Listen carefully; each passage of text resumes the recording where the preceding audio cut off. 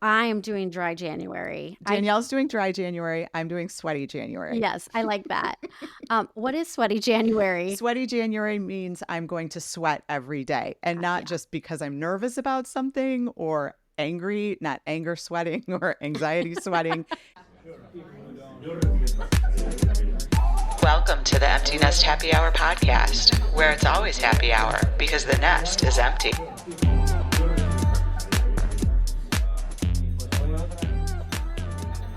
Relax your shoulders, loosen your grip, pour yourself a non-alcoholic dry January drink. Yep. It's time for the Empty Nest Happy Hour, a hilarious, mostly weekly podcast exploring midlife, parenting, empty nesting, women's rights, pop culture, whatever. You know you don't have to be a middle-aged empty nester lady like us to join this happy hour, whoever you are and whatever's happening in your life. That's how we say it now. Thank you for being part of our community and taking a little break to laugh through it with us. And as we always say, everything we say here is our truth now. We're not experts on anything, but we have a lot to say about everything. You can join us on all our social media, on Instagram, Facebook, Threads, and we're at Empty Nest Happy Hour. Everywhere. Goodreads, everywhere. And you can also check out our website where you can go and sign up for our newsletter, which we are committed to doing more frequently. Right. We did one in December. We have already done one in January. Woo! Yay us. So we'll see how that goes. Yep. And you can send us emails at info@emptynesthappyhour.com. We would love to talk to you on email. We would love for you to review our podcast. Yeah.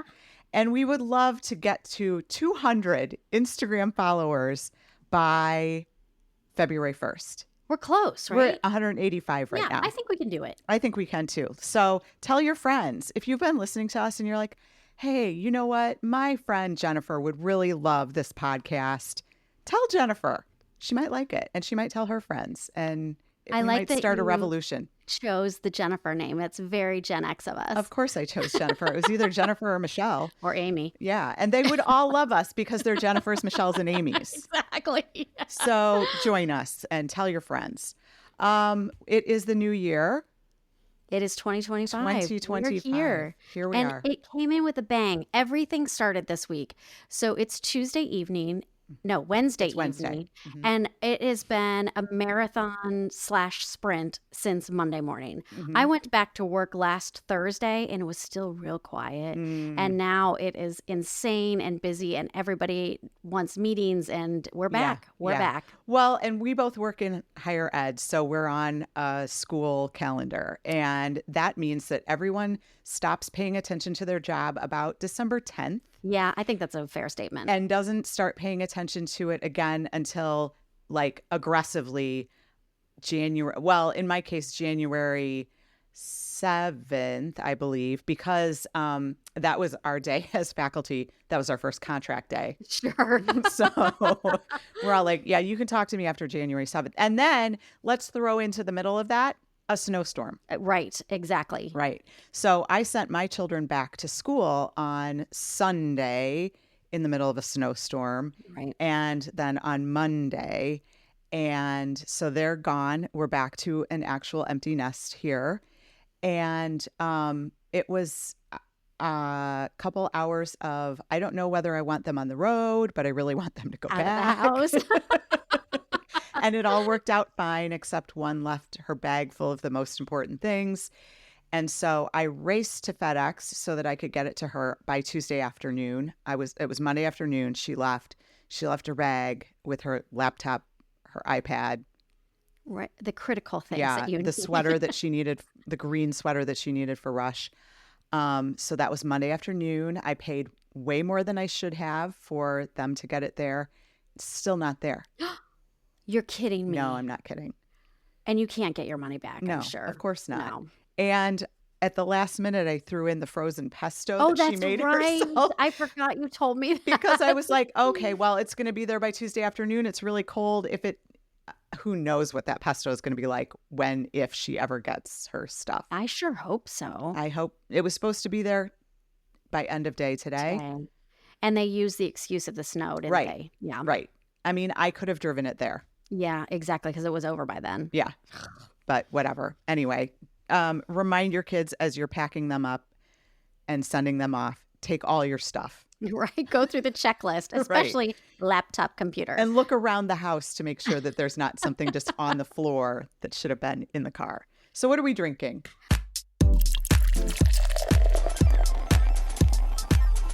I'm doing dry January. Danielle's doing dry January. I'm doing sweaty January. Yes, I like that. What is sweaty January? Sweaty January means I'm going to sweat every day, and not just because I'm nervous about something or angry, not anger sweating or anxiety sweating. It's actual exercise sweating. So every day I'm going to break a sweat. I think that that's an easier way. Like, it's a goal that. Yeah, I like it. And I'm like an old man. I sweat like I walk up the stairs and I'm sweaty. So it's achievable. It's achievable. I mean, what I'm trying to do is walk on the treadmill or do yoga or something and do it that way. But yeah, so sweaty January. Sweaty January. I was doing a really good job with January workouts, and then I did a leg day and I couldn't walk for 2 days because I was very sore. But I got back on this treadmill this morning and good job. Rolled it all out, but I couldn't stand up. As a matter of fact, it was so sore. Anyway, so we have a good mocktail. It's kind of going along with some of our holiday drinks. We have cranberry juice still left over, so we're doing a Cranberry Ginger Fizz, which is just cranberry juice, ginger ale, fresh lime juice, and then you can garnish with fresh rosemary and cranberries or lime slices. So it's just a little refreshing cranberry cocktail drink. Yeah. Without booze. Dry January folks. And if you want to add vodka to it, you could do that. Absolutely. I've been doing dry January it started in 2013 in the UK because they were trying to actually do some liver health. Oh, really? So it's not even been a thing for that long, but I think I've done it for about 5 years, and it usually extends through most of the spring because you start to feel so good and you sleep so good, and it's summer and all the holidays. So it just works out well. Well, and the Surgeon General just released a report yesterday or the day, I don't know, at the beginning of the month, the beginning of dry January saying, hey, alcohol's not that good for you. Like, I think we all knew that, but thanks. Yeah, exactly. Exactly. So we are going to talk about, do we have any empty nest stuff to cover besides that my kids are gone and mine are not? Well, Ricky's been in his apartment, but Murphy doesn't, the dorms don't open here at the University of Illinois until January 19th. So we have a week and a half until we're empty nesters. And so, we've soaked up a lot of family time. We're watching New Girl together. Oh, so good. It is. The kiss really was amazing. Yeah. And then I told you all that is like one of my favorite kisses. And it was kind of unexpected. Yes. And that was the best part. Yes. Right? It kept building. It was a very good episode. Yes. So we've been watching that, and then we started watching Shrinking. Oh. And so Murphy loves that too, which is hilarious. They're kind of along the same line. Yeah. They're kind of silly. With a lot of quirky characters. Yeah. It's been really good. Yeah. So we've been watching television at night. Well, speaking of kissing, should we talk about the movie that we saw? I think we should. Just a little segue there. Well, we had heard a lot about Babygirl. Yes, we did. Featuring Nicole Kidman. And we went to see it as research for all of you. We did on Monday night. Mm-hmm. And there were approximately 7 of us in the theater. Yep. It was all women. And it was Danielle and I and 5 girls who could be our daughters. Yes, they were probably 20. Right. Probably 20, right? And we were there for different reasons, I believe. I think that's probably the case. Danielle and I were there solely for research because this is a movie about a woman in midlife, and she's, I don't know, the farther I've gotten away from seeing it, the less I've liked it. Same. We can just say that up front because you're going to know when we start to talk a little bit about it. Right. Can I tee it up a little bit with I saw an interview with the writer-director on The Daily Show last night. Okay. So I want your reaction to what she said. So What she told, what she said, I actually took the quote. My movie is sort of a letter to myself to kind of encourage myself to be more unapologetically my authentic self without shame. Okay. Okay. Okay. I can see that. Mhm. So we as women sometimes, she's reacting to the line that said, I just want to be what you want me to be. And Mhm. that is not always the best case scenario. So Mhm. the movie is supposed to be a letter to herself to live your life without shame. Um, and the girl from the Daily Show went to the screening, which had, her name is Helena Rain. Mhm. The question before the movie that she proposed to the audience was, can you love the most shameful parts of yourself? Mm. Um, I did not get that at all Yes. from this movie. So, Yes. Babygirl is about a middle-aged woman who has an affair with an intern. She's a high-powered tech executive. She's married to a guy who's a theater director, producer, something. She's got 2 teenage daughters, live in a very fancy apartment in New York City, and they have a country house in probably Connecticut. And she embarks on this weird affair with this 22-year-old intern. Yep. Mhm. Yeah. So, some thoughts that we had from it. We went in thinking it was going to be, I don't know, a little bit more sexy than it was. Yes. It was not. Yes. It was like awkward and breathy, and I thought about it. I don't think she spoke more than one full sentence in the entire movie. Right. The character development was flawed. Right. I Right. know we were supposed to think that she was finding herself, but she was just constantly, I don't know, Yes. all over the place. Yes. So a couple of things. One, I didn't know what it was trying to say. Correct.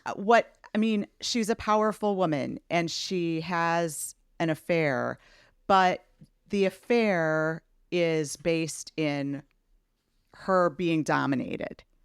She's not able to have the kind of satisfying sexual experience with her husband that she would like to have and hasn't had for 19 years. Right. But she has a satisfying sexual experience, an orgasm, when she's with this young person who's like, it's so messy. It's messy.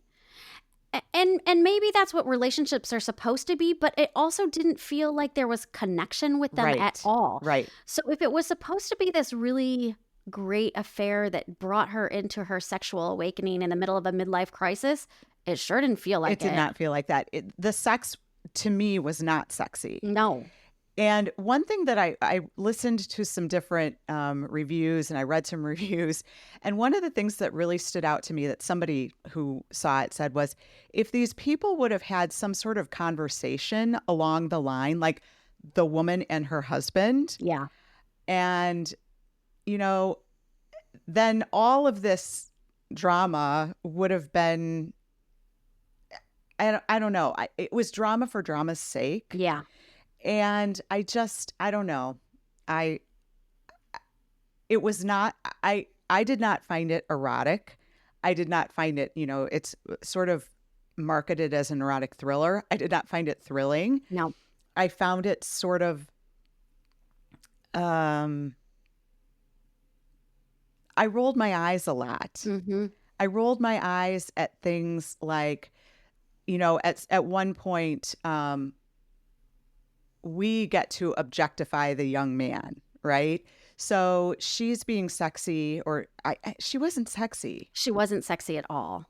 No. And part of that is my Nicole Kidman problem. Well, I don't think that that's the case. I don't think she presented herself that way. I don't think she did either. And maybe that was the point, but Maybe. I didn't get that point if that Yeah. was the case. Maybe we're not the right audience, but of Yeah, course I don't we're the know right who, audience. yeah, for if we're this. not the right audience for it, who is? I don't think those 20-year-old girls sitting behind us were the audience either. either. They were probably there to see the young man Right. who did some sort of stupid striptease dance, which was terrible. Right. That was laughable. That was where I was rolling my eyes. Yeah. Yeah. So I didn't get why she was attracted to him. I mean, aside from the fact that he could dominate her. But even that wasn't flushed out very well either. No, it wasn't. And why did she need that? Well, a problem that I have in portrayals of powerful women in film is she can't just be a powerful woman. She has to have a flaw. She has to have a fatal flaw. Right. And her fatal flaw is that she's so ashamed of her sexual needs that she can't communicate them to her husband and have them met. So she has to have this weird affair with someone that works for her. Like, she's a savvy enough person that if she wasn't getting her, or she should be a savvy enough person, if she's a savvy enough person to have been so successful in her career, part of being that successful in your career is relationships with people and the way that you work with, collaborate, and potentially manipulate people, right? Yep. So why is she not able to do that in her personal life? Why can't she hire someone to do the things that she needs done? Right. Which we'll talk about a whole different perspective on this in a little bit. But like, and why, if she's this great business person and leader, why would she risk everything in the way that she does by having this relationship with her underling? Right. Who was not that hot. No, I did not find him attractive either. Right. And I guess, you know, he was the one who saw what she needed. True, right? Being seen as a really big thing. Right. And he did do that, I guess, in the script. But he didn't either. No. Because he says at one point, I'm not attracted to you. Right. You look You're like a my mother. mother. Yeah. And to that point, no, she doesn't. No. Right. There is one point where she is bared all. Yes. Right? She's standing there completely naked. Yes. Her breasts are 20-year-old breasts. Right. And they are right up where they were. Yeah. She's 57. Yeah. She's 3 years older than I am. Yeah, she's 57. Yeah. Right. 6-pack, long, she has beautiful a six-pack legs. like a 19-year-old boy in this movie. Yeah. She has no hips. No. And that's what she was like, I hate the way I look. And I was like, man, that I don't want to hear any of that. And there's this whole thing, there's this montage of all the things that she has done to her to be who she is. Yeah. She's doing that eye therapy where I don't know what they do. What else was she doing? She was in cryo, whatever. Yeah, cryotherapy. Yep. And it's all things that she's having done to her, which I thought was interesting because it sort of echoes the whole, submission thing that's happening. And then there's this brief 2 times mention of that she grew up in a cult, which is such a weird thing that just comes out of nowhere, but is maybe put in there to be like, oh, well, she wants to be told what to do because that's what she grew up with. Right. But then she's got this whole life outside of that where she couldn't have been as successful as she is in her life and her business if she just wanted to be told what to, it made no sense. And the more I think about it, the less sense it made. Right. And like the husband, he was portrayed, it's Antonio Banderas. Yeah. Who is an incredibly sexy man. Yes. He was made to look so dowdy and so boring and just like 19, and it seemed like they had a pretty robust sexual relationship, right. But why wouldn't she, like, it just was, I shouldn't say it's not realistic. It was not realistic for me. Right. And that's exactly what I thought all of through it. Like, I can't relate to this. It doesn't have, it doesn't make sense to me. It's not my thing. Anyway, oh, shoot. I had a really good point that I was going to say. Oh, well, it'll come back. Yeah, it just. So I started reading Four Winds by Miranda July. Which, All Fours. All Fours. Sorry, not Four Winds. That's from Kristen Hanna. Yeah. That's about the Dust Bowl. It's totally different. All fours. I got halfway through and I had to stop reading it because it felt the same. I just couldn't relate to the character. And I don't think there's anything wrong with actually talking about, your sexual awakening Right. at this point of life and all of that. It just was kind of too crude and not relatable for me. Right. Obviously, there's a lot of people that did. That book is on like the top list of Yeah. everything. And there was one point in there I was like, nope, I can't Well, do this. let's think about it this way. All Fours by Miranda July came out in the summer, I think. Yep. And it was, like you said, it was all over the place. There was an article in the New York Times last week, Menopause is Sexy Now. Yeah. And it talks about that. It talks about Babygirl. It talks about a variety of older women's sexuality things. And I think part of it is because there just hasn't been anything out there. Right.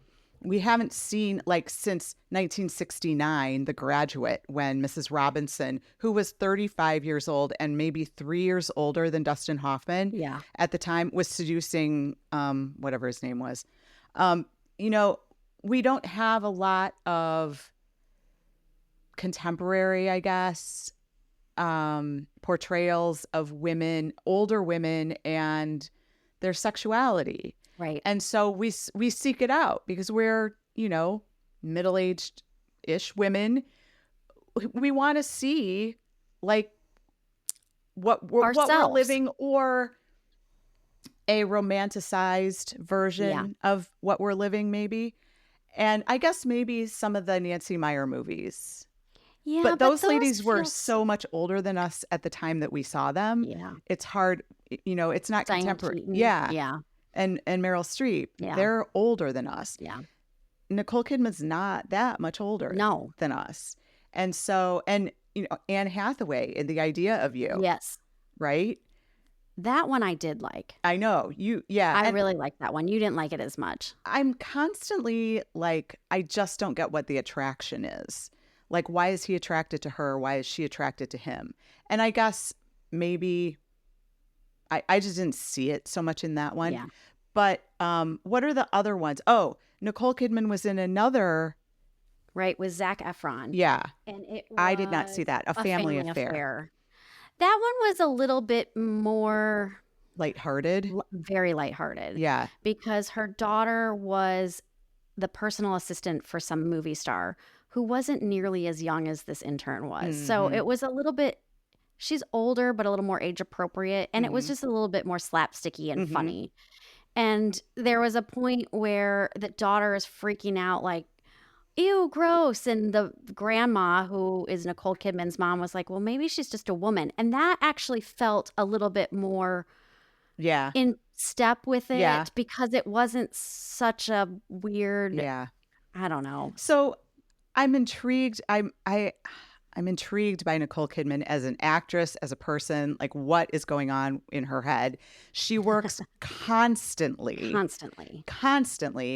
And she has this habit of doing weird characters with weird sexual energy. Yeah. Let's just say, like Eyes Wide Shut. Big Little Lies. Yeah. I mean, she was in a weirdly sexually abusive, but she got off on it relationship in that, which was so weird. She was in one where she was with a much younger, like, was she in that one that was based kind of off of the Mary Kay Letourneau?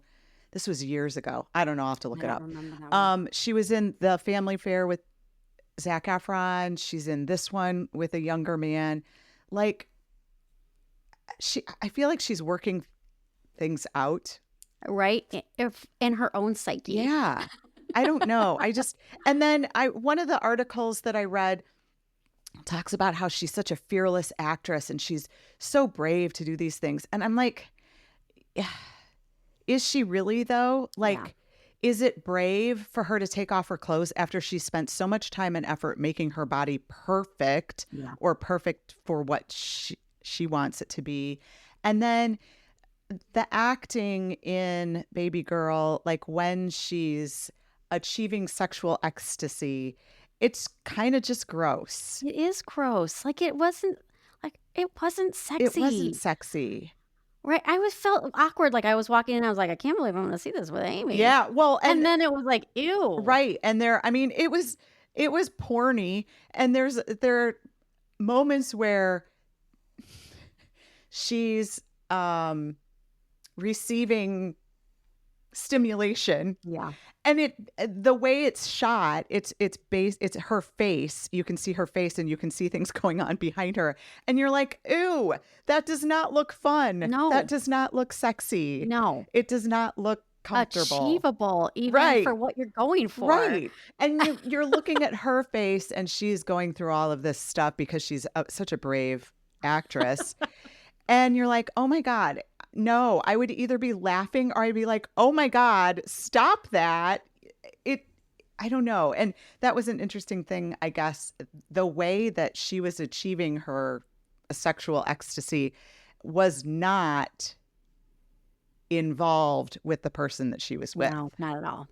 No, that was the other weird thing. Yeah. Yeah, it was not my favorite. Yeah. Can we flip? Yes, please. Okay. So yesterday, after we read the articles and stuff, I remembered one of the articles referenced a movie called Good Luck to You, Leo Grand, which is on Hulu, Disney Plus. I don't understand how those work. Anyway, it has Emma Thompson and Daryl McCormack in it. And Emma Thompson, I want to say, is about 65, but this movie is 2 years old. It came out in 2022. This is a woman who is a widow, and 95% of the movie takes place in a hotel room. She's a typical looking, I mean, she looks great, but she's a 60-ish woman. Emma Thompson. And Emma Thompson, actually, I think, is a brave and fearless actress. Yeah. And I'll tell you why. She hires this young man who's a sex worker. And she has a list of things. She's never had an orgasm. She was married to a lovely man, but he died.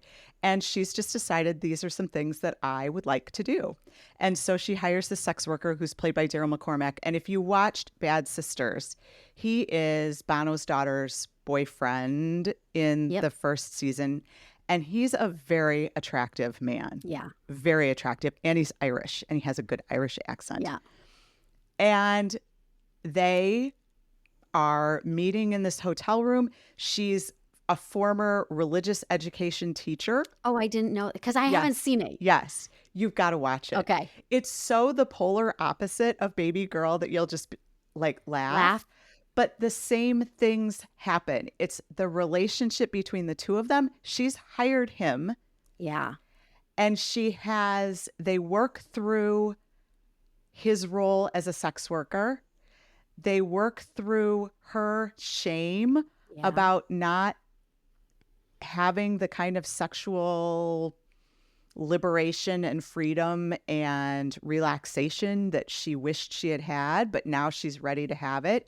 There are wonderful conversations about women and sex and shame and sex work and aging and dealing with her family. She has kids too. She gets fully naked. Oh, she does. And she looks like a lady that we would know. You know what I mean? Not Nicole Kidman. Not Nicole Kidman. And that's why she's brave. Yeah. She gets fully naked. And just the conversations that they have, it's so the polar opposite of Babygirl, and so much. I mean, I found it so much more relatable, even though it's not. I've never hired a sex worker, Right. That you're willing to admit. Right. I've never been with an Irishman, but like, it's just really good. It's really, really good. And if what you're looking for is a movie about women who are our age or a little bit older and sexuality and, relationships sort of, but it's not really a relationship. And that becomes an issue because they talk a lot, and he's doing the same kind of thing for Emma Thompson that this kid in Babygirl is doing for Nicole Kidman. but he's doing it in such a different way and such a more relatable and sexy way. It's really, really good. Really good. Okay. So you all, if you were like, oh, I want to go see Babygirl because I think I might be turned on by it or whatever. I just want to see it. Take our word for it. It's not great. No, it's not great. And what's the name of it? It's Good Luck to You, Leo Grand. Good Luck to You, Leo Grand. Uh-huh. And you can really watch it at home. Yes, you can watch it at home. And I wish more people knew about it because it's a really interesting look at a woman who's older and her sexuality and the shame around, that. Yeah. It's everything that we go through, right? Our bodies, our changing relationships, all of it. Yeah. Right. It's good. So see that. Well, good. Yeah. So then the Golden Globes, we're going to transition a little bit and take this into, if we can, a little bit more of a discussion. So Nicole Kidman looked gorgeous at the Golden Globes with that beautiful backless dress. Again, not achievable for me. Right. If Emma Thompson was there, she'd probably be in a long sleeve dress that looked lovely on her, but that looked like me. Right. And not a backless dress that. Right. And she's like over 6 feet tall, right? Yes, she's very tall. She's very tall. So like just the achievableness of that particular piece of it. And I don't mind. I want to see beautiful people in movies and on television. That's part of what we want. We want beautiful people. But it was a whole different thing. Well, and if part of it is, I mean, for Babygirl, if part of it is, oh, I'm so old and I'm not good looking anymore. No, that doesn't track. Like you can't say that to people our age. Right. Yep. Yeah. So yeah, Golden Globes. My takeaway from the Golden Globes was a lot of hair. There was a lot of wigs. Yeah. That reminds me. Nicole Kidman, this is part of my Nicole Kidman problem. Why such bad wigs all the time? I don't know. All the time. All the time. Even at the Golden like the wig, the ponytail wig did not match her actual hair. No. That was pulled back. Yeah. I thought the same thing with Kathy Bates. Yeah. She had the same kind of, there was a lot of like 1940s glam ponytail thing going on. And it just, it didn't always match the actual hair color. No. I was kind of surprised by that. But the Golden Globes and the talk of everything I've been reading, I'm curious to see if everybody else gets the same information that we do, is it's the year of the older woman. Oh, because of how many older women actually over 45 won. So I put the Jean Smart, one for Hacks, Jodie Foster. I can't remember the name of the movie that. Oh, it was that detective thing. Yeah. Which True Detective. Fernanda Torres. She's the Brazilian lady. She's 59. She was beautiful. Yeah. Really beautiful. And she had a gorgeous dress on. It was also backless, I think. Was it? Because it was kind of covered in the front. Yeah. I also thought that Carrie Russell's white dress was so sexy. Yes. Oh my gosh, it was so. I want that dress so bad. She looked so good. Yeah, we just finished Diplomat. So good. Yeah, and then Zoe Saldana is 46. Oh, wow. Right, so she's young, but not young. Right. She's not Zendaya. Right. I can never say it right. Zendaya. My kids get mad. Zendaya? I don't know. Whatever. Sorry, I'm old. Yeah. And then of course Demi Moore, who won and gave that incredible speech. Yeah. That was just, so I was thinking on my way here, I was like, do you think our kids get the same articles that we do about middle-aged women ruling Hollywood? No. Probably not. But I know I sure do. All my articles I'm getting are that. So, there were a couple of things in the acceptance speech, if you don't mind me kind of digging into this. So I took a quote from it. It said, 30 years ago, I had a producer tell me that I was a popcorn actress.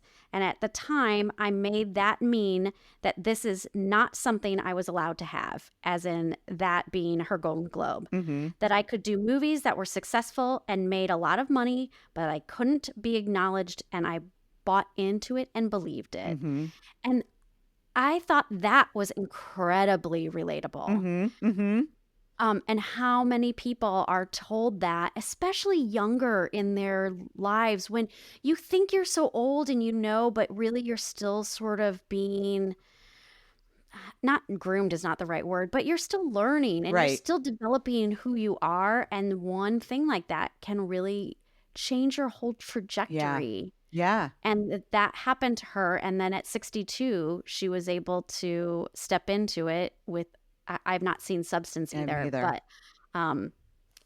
an interesting movie from what I hear. Yes. I'm not a horror person, No. and I don't know that it's horror, but I will watch it when it comes out just because it's Demi Moore Yeah. and she won a Golden Globe for it. So yeah. And it's, an older woman movie. Right. Exactly. Well, and who's chasing youth Right. because she's 50 in Hollywood. And Right. so the magic drug is going to make her Yeah. youthful. And again, the producer is saying, sorry, you're out because you're too old now. Yeah. Wow. So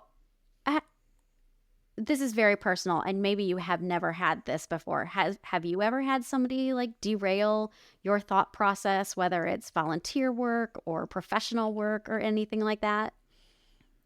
You don't have to be real specific. No. And if maybe someone said something or thought something, but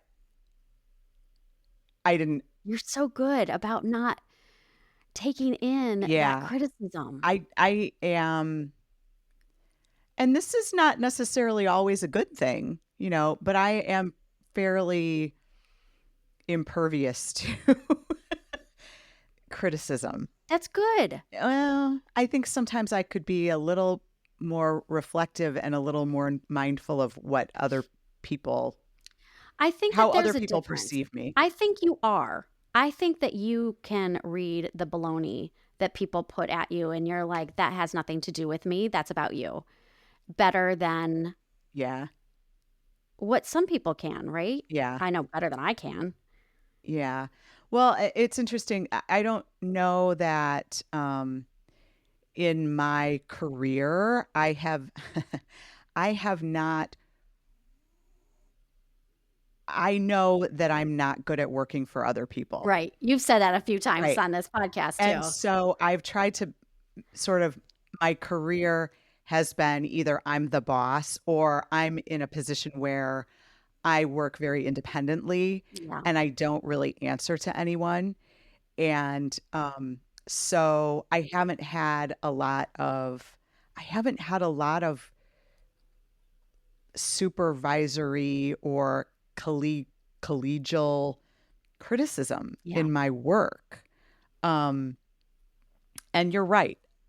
I have a tendency to, if someone does question or criticize something that I've done, it's something that I've done. It's not criticism or questioning of me personally. That's how I perceive it. Yeah. And my response is often, well, what's your problem? Like, right? Yeah.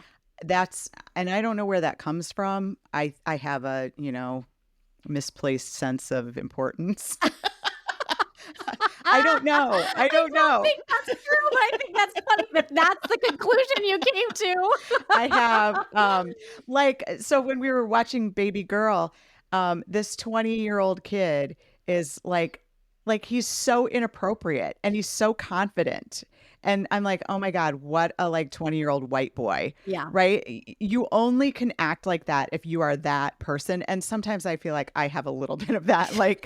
I'm just I don't know. I know that you internalize things way more than I do.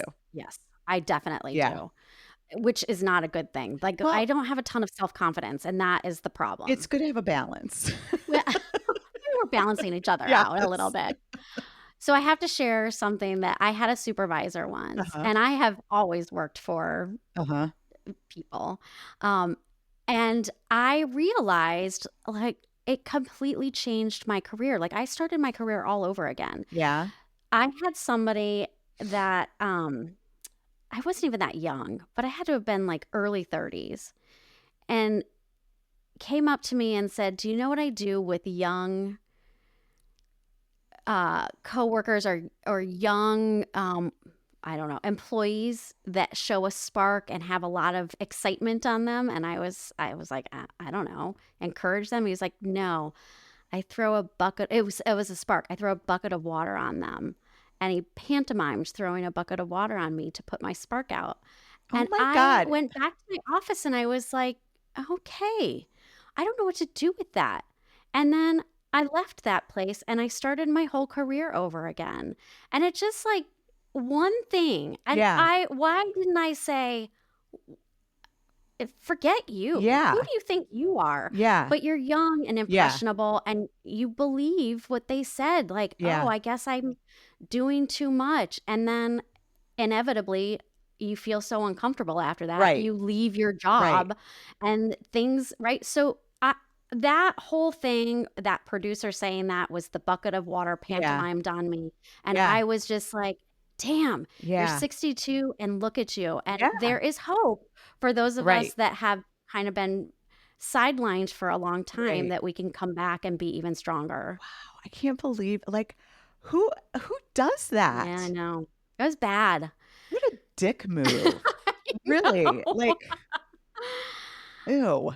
I, I think about that quite a bit, and I really try to mentor Mhm. younger people because I never want them to feel that Mhm. way, and that they can come to me when something like that would happen, Mhm. and that you can give perspective, Mhm. like that is completely inappropriate, Right. and maybe HR will never do anything about Right. that, but do not listen to that. That is Right. absolutely because they're threatened by being replaced by somebody who's actually thinking forward and what the Mhm. future is. And it's really easy to put that spark out because you're trying to keep your job or your Yeah. power or whatever Yeah. that is. So, Ew. yeah. So good for Demi. Yes. Yay to me. And yeah. And any young ladies who are not listening to this podcast or any of us that have gone through this, I mean, you can start all over Yeah. again and get that Golden Globe at 62. Yeah. Wow. So I only have 7 years to get my Plenty Golden of Globe. time. Plenty of time. Yeah. Well, Nancy Pelosi didn't run for senator until what? She was 50? Right. Right. There's a lot of life left. Right. Absolutely. So yeah, we should not be. No, and things that happen to us, I think, too, when we're young doesn't define who we are now. Right. And that you get to redefine that. That's the part of that empty nest thing, right? That we are actually getting to redefine who we Right. are. And I don't think when you are 30 years old or whatever, you know that. You think, oh my No. gosh, this is what I'm gonna. I mean, like my college career, my work career is all over the place. You know, I decided when I was 43 to go to grad school and Yeah. then to do a whole different thing. And the idea that, you know, young people have that, oh, if I don't keep doing this thing, it's all gonna, no, you know, we've been very privileged, both of us, Yes. to be able to do what we want and to find the things that fulfill us and to not be stuck somewhere because we had to, you know, provide for everybody in our family, Right. which, you know, we're very, very lucky. Very lucky. But I also think that if you are in a place where it's like that, where it's not comfortable and it's not working and it makes you feel bad and it makes you feel not yourself, then you need to find something else. Yeah. Ugh. Which is, and it's very scary. Yeah. And I think that there's a lot of things in our workplace and in the construct of workplaces that Mhm. keep us tethered, because whether it's Sure. benefits Oh, or 100%. retirement that you have to have so many years in and you're 5 years away, well, you're not leaving then, just like things that Health really insurance. right, Why right. we have health insurance tied to our jobs makes me crazy, Yeah. said the woman whose health insurance pays for the entire family because I'm the one who has health Same. insurance. Me too. But no, I mean, think about this. Think about all the people who have to stay in this job that they don't want to do anymore, that they're bored with, they're tired of, they're not effective because they have to stay there for health insurance, Yeah. right? And if they didn't have to do that, they could be out there being happy, doing what they love. Ugh. I know. I know. Things are a little bit Yeah. heavy Don't these get me days. started on all of that. That's why read the Frances Perkins Becoming Madam Secretary, where she talks about that. It was the whole point of Social Security and Yeah. the New Deal is Yeah. to help people have Right. that safety net so that they could be a little bit more mobile and get out of Right. bad working environments. Right. And you think about the sort of malaise and anxiety that is just so prevalent in our country. You know, those are the kinds of things that cause that. Yeah. It's not, well, let's not get all Yeah. up in our feelings about health insurance and benefits and various social services. Right. So circling back, cheers Yeah. to the older ladies killing it in Hollywood. Right. Yes. Yes. Cheers to them. And cheers to women who are brave enough to talk about what they want and go and get it. Yes. Whether it's However that is. strange situation like Babygirl or a much more relatable one like Leo Grand. Right. Or like Demi Moore doing the Yes. job that she wants to That do. she wanted to do. Yeah. So cheers to us Yeah. and all of them. Yeah.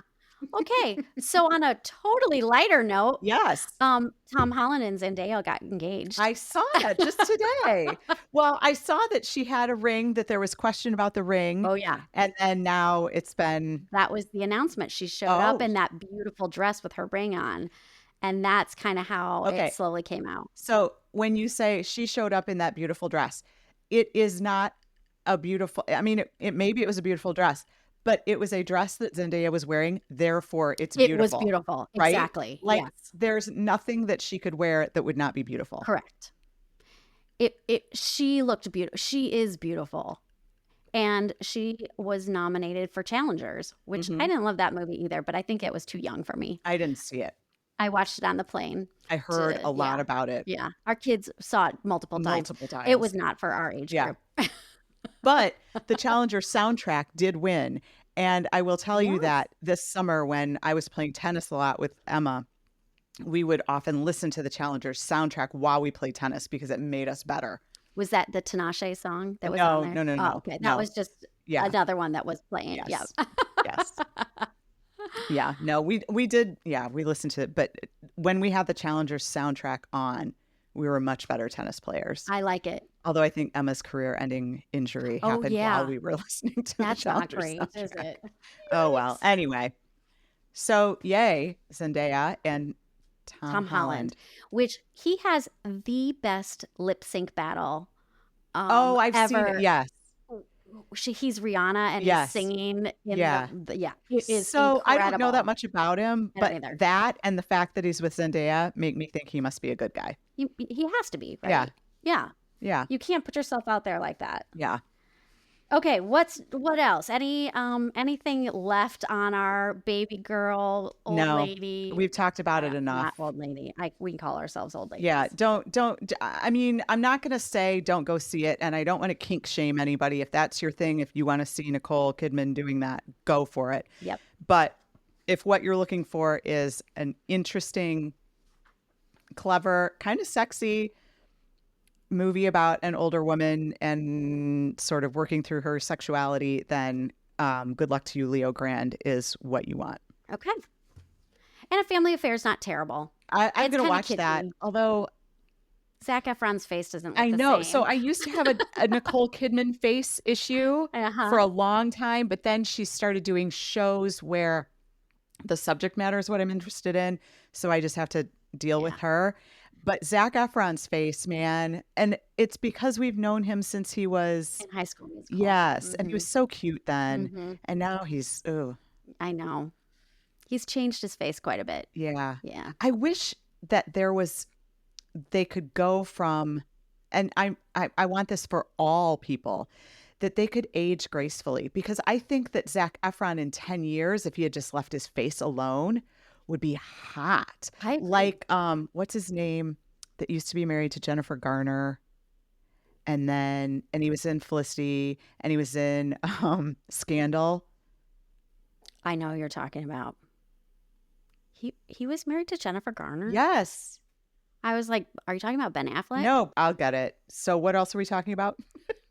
Well, yeah, we're thinking of all the people in Southern California that are dealing with the wildfires. Yeah, It's really bad. What a mess. Scott Foley. Scott Foley, yeah. Yeah, okay. I Yeah. didn't know that they were married. Yeah, just for a little bit. Okay. How about that? When I think they were married when he was on Felicity. So Jennifer Garner's been married 3 times? No. Her Wikipedia only says Scott Foley and Ben Affleck. Okay. Well, we're fact checking in real time. In real time. But like who knows, right? What I was talking about before we got off on that was men aging gracefully. Yeah. I think like Antonio Banderas, I don't know. Do you think he's had work done? Probably. I didn't feel like he had a ton of work done though. But the way they cut his hair, they kind of made him have a paunchy belly. Yeah. And maybe he does, but just like what they dressed him in. I think they were contrasting him with the young 20-something-year-old. I'm just going to Google hot older men and see who come up. George Clooney. Oh, yeah. George Clooney. Yeah. Oh, yeah. Okay. Brad Pitt's had work done. Yeah. Yeah. Right. We know Ryan Gosling has had a bunch of work done. His fillers are really big. Yep. Bradley Cooper's had a ton of work done lately. Cooper, I can't even really look at. Yeah. There's nothing wrong with that. Women get work done too. I think Matthew McConaughey's had work done. But he still looks like himself. Yeah. Yeah. It's hard to find folks who don't look like they have. Javier Bardem. Oh, he is good looking. In Eat, Pray, Love, maybe not in Old Country or Sub Country for Old Men, whatever it is, that scary movie that he's in, or the Menendez brothers movie that he was just in. Yeah. Oh.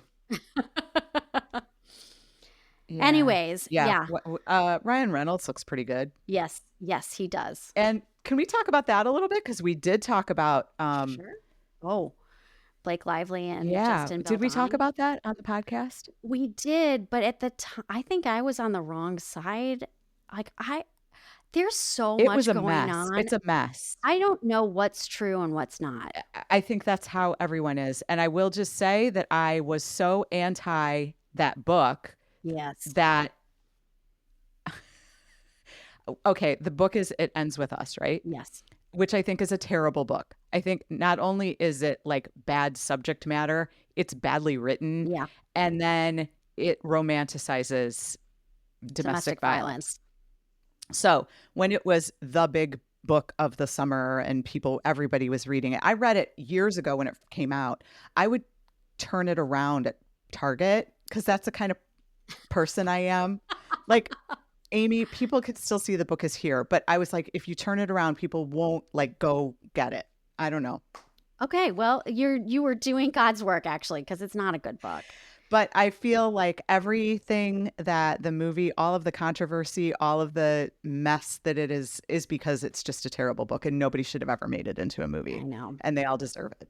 There's another Colleen Hoover book that I think I think there's a couple of Colleen Hoover books. There's a million of them because she's a terrible hack writer. Yeah, made into adaptive television or movies. But Margot's Got Money Trouble is going to be either a movie or a television show. I saw that one. That'll be interesting.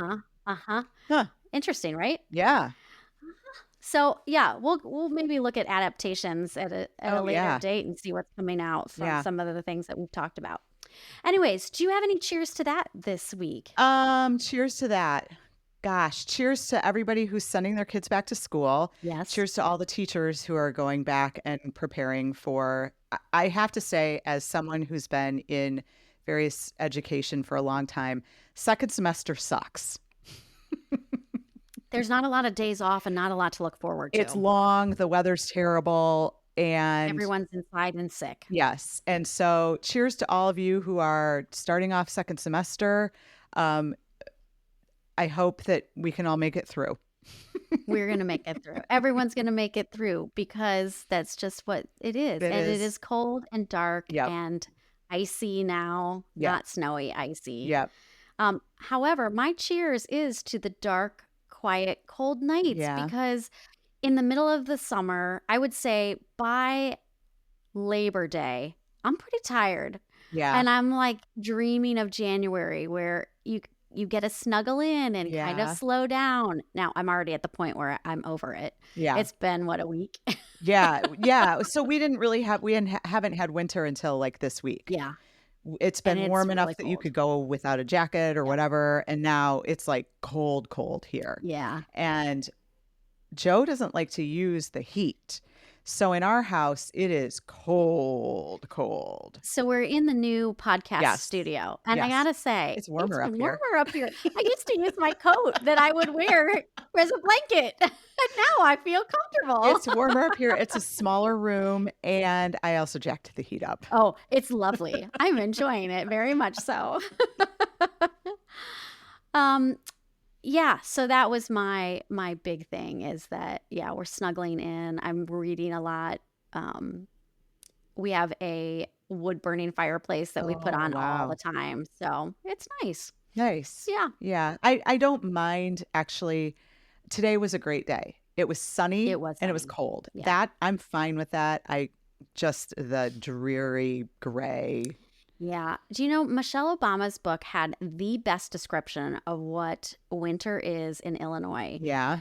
Because she grew up in Chicago. Yeah. She said it's like in mid-December, a big gray lid comes and just parks on top of the state until mid-April. Yeah. Yeah. Maybe early April. I mean, it's like Yeah. months of just gray. Yeah. And even though it was sunny today, the sun doesn't actually hit you. But Right. it is bright, and Right. that's nice, but Right. it just is a whole different thing. So the big gray, I thought that was the Yes. best description of what Illinois winter is. It really, really is. And Mhm. I'm happy when there's snow because I feel like if Yeah. it's going to be cold and gray, let's have snow. Yep. So it's fine right now, but ask me again in mid-February. I know. I got to plan a trip. Yeah. I have no trips coming up.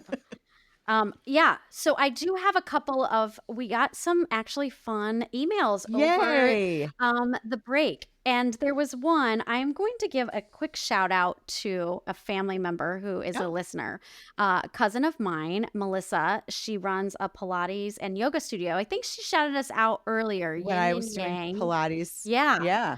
And it's in Lake Zurich, Illinois. So it's north here. What's it called? It's called Yin Yang Pilates and Yoga. in Okay, Lake Zurich. go there and tell them to give you the Empty Nest Happy Hour discount. No, No, don't do that.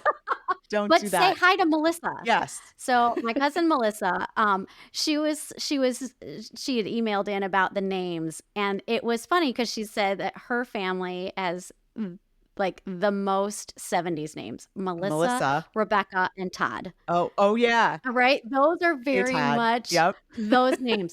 But she was like, okay, so here's the best part.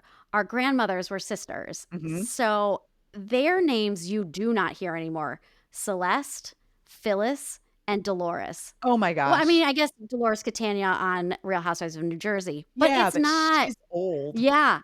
We don't hear Celeste or Phyllis at all anymore. Phyllis. Can you imagine if you had a baby and you were like, oh, this is my baby's Phyllis. Right? I could see a Celeste Yeah, I more could than a see Phyllis. Celeste, Oh but my gosh. Phyllis. Yeah. And Wow. we called Dolores, we call her Aunt Dodo. So, it's just like some of those things. And it was just a really good, I love the name conversation keeps coming up. And I love all the names and all the 70s names and all the Yeah. fun names that are coming and going. And Todd. The number of Todds that I was in school with from beginning to end. Oh my God. yeah. So go say hi to Melissa and Lake Zurich at Yeah. Yin Yang Pilates and Pilates. Yoga. And I think that's it. I think that's what we had for tonight. All right. Well, we let's just throw it in and we can edit it out if we decide Okay. to. All right. Since we talked about Paige and Craig and we've talked about Southern Charm and Bravo is giving us more than we can handle right now, we thought we would do a winners and losers of Bravo each week. So let's see. I think a loser is Real Housewives of New York. Oh, it's terrible. I watched it last night. It's so boring. I didn't watch it last night because I don't think I want. And they're even on a trip, and it's not good. Yes, it's so boring. I hope that something happens with that after this season because it's not working. I want Jenna Lyons to show me why we all are like enamored with her. She's so cool, but I'm not getting any No. of that from her, and No. especially this season. Last season, I think it was a novelty. Now I want to like show me who you are, Jenna Lyons. You didn't watch last night. There was a whole section about Jenna Lyons' pubes. Oh, no, I don't want to hear that. Yeah, I don't know. That's not what we're here for. No. We're here for her relationships. We're here for her mother, Right. her mothering and her parenting. Right. And And knowing about the people that she knows and Yes. hangs out with. And I mean, no, I'm not here about her pubes. Okay. So Real Housewives of New York is a loser. Did you watch Southern Charm this week? I did. Okay. Any winners or losers on there? There's so much going on with Craig. Well, after the Craig and Paige breakup, did you see him? And Yes. he was clearly the dumpy Yes. The dumpy. before the holidays. Yes. And he seemed so sad. Yes. I think I'm terrified that those horrible men are going to be like, see, I told you so. And that it's not about that. It just, Paige is going to take off and Yes. and Craig wants to stay in South Carolina. Yeah. And that's totally fine. They don't live in the same place. That's a good reason to not stay together. But my loser is those two losers of Austin and Shep who are going to Let's be just like, throw "I told Whitney in you." there too, because Whitney is a perpetual loser. Yes. Yeah. Emma and I were watching it, and I said, every time he comes on screen, I'm just going to say this because I think it's very relevant. He is 56 years old. That's right. Like, stop it, Whitney. Stop it. Okay, so we've only got losers. Do we have any winners across the Bravo? I didn't really watch much this week, so I don't. Because it was hard, yeah. Right, because I know Potomac is back, but I've been kind of stacking it up. So I don't have a winner. I should. I don't. Do you? My winner, I'm trying to think of who, anything that happened on Potomac. I think this is telling us a lot. Yeah, it probably is. And I just watched a little bit of Beverly Hills. You know what? I do have a winner. Garcelle, in last night's episode, she brought her sons and her grandson to her beach house, and they just had a lovely time. And so Garcelle is my winner this week. Okay, good. I like Garcelle. Yeah, Very I do good. too. I'm looking forward to Salt Lake City this week. Yeah. Okay, so we did it. We talked about women and sex and submission and boobs and everything. Yeah, we sure did. Oh, and by the way, Babygirl is a Christmas movie. I know it came. She did that. The writer director also said it was supposed to be a comedy, and I did Really? not laugh one time. Not once. Not once did I think it was a comedy. That kind of floors me. Yeah. Because sometimes you start watching something in one way and you're like, this is terrible. But if you think about it as a comedy, like Succession was this way for me. Succession was a dark comedy. Right. When yeah. I first started watching, I was like, these people are horrible. And White Lotus, same thing. Yep. This is terrible. I don't want to spend any time with these people. And then I was listening to some review and they were like, well, it's actually a comedy if you watch it from that perspective. And that's when I really locked into Succession, was like, oh my God, this is such a great show. Yeah. There is nothing about Babygirl that made me think this is a comedy. Maybe it's because she's from Amsterdam. Maybe it just is a cultural thing that we don't quite understand. Wow, I'm shocked by that. Yeah. Because I don't think Nicole Kidman knew that it was a comedy. Our brave actress, Nicole Kidman. And on that note. Yes. All right. That's enough for us for this week, I think. We will be back to you next week. Thank you for joining us. Thanks to producer Aunt Lizzie, who I forgot to thank last week. Thank you, Aunt Lizzie. We appreciate you. We know you've had a little bit of a rough patch with your norovirus this past week. Glad you're on the mend. Yeah, you look really skinny and your hair looked amazing tonight. So thank you. Don't forget, you can contact us at info@emptynesthappyhour.com. If you send us an email, we will read it on the air. Whatever you say, we promise. So that's a challenge to some of you. Yeah. Just send us an email. And help us get to 200 followers on Instagram. Oh, gosh, it's taken us a long time. Yeah, we'll see.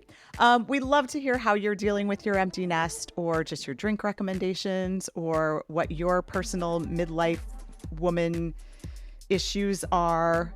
We want to know what your kinks are. Do we? I don't think we do. Send them to Amy. Yeah.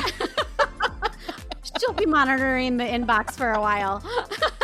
Watch Leo Grand and tell us what you thought, because I really think that it's an interesting movie that was overlooked because, of course, it's about an older woman. Yeah.